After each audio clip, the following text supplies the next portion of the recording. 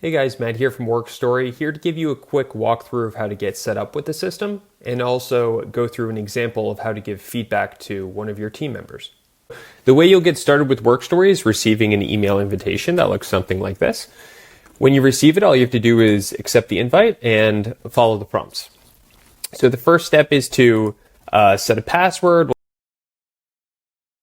From there, the next step is a quick introductory video. You can watch this if you'd like for some additional context, but this video should suffice. Next, we have to choose our communication preference. So for some of you, this might be Slack.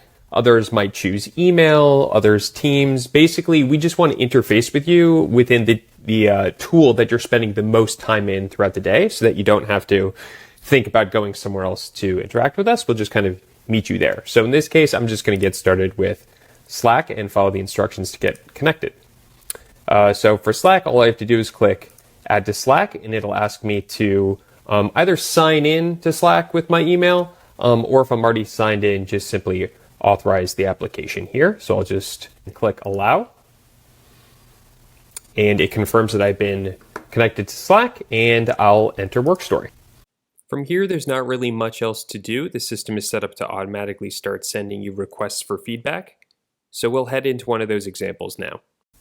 Okay, so here's a request for giving feedback that I would receive in Slack.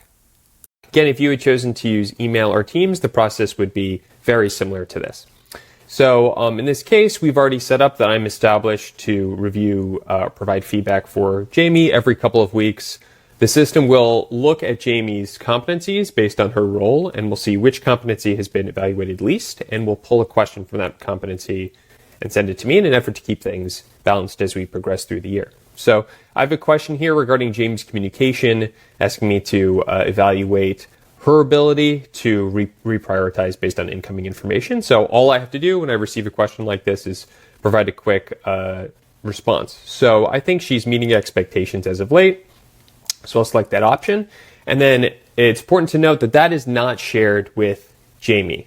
That's just used for some information on the back end. But here is where I can be really helpful in the long run by providing some context or providing examples or additional information relative to this question. So I'll do that now.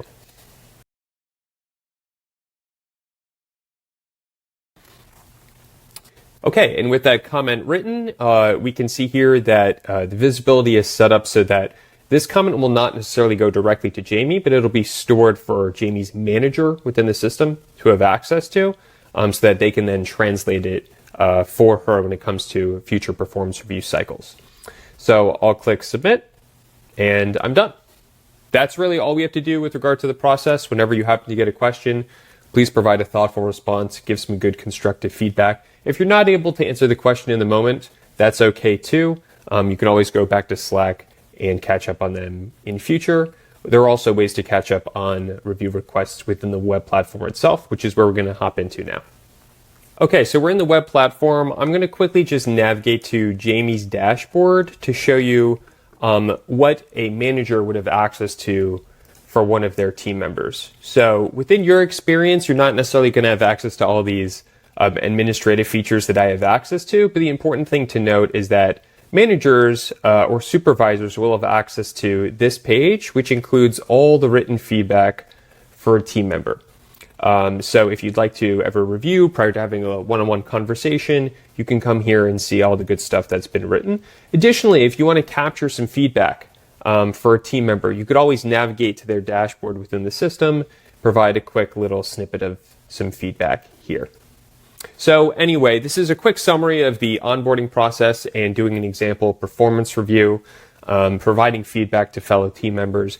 This really is the engine that powers WorkStory, so that at the end of the year or biannually, whenever you're going to have a performance review conversation, you have tons of information collected so that you can have more effective performance reviews, more effective conversations around growth for individual team members.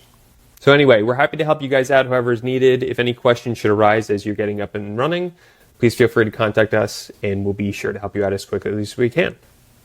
Thanks so much.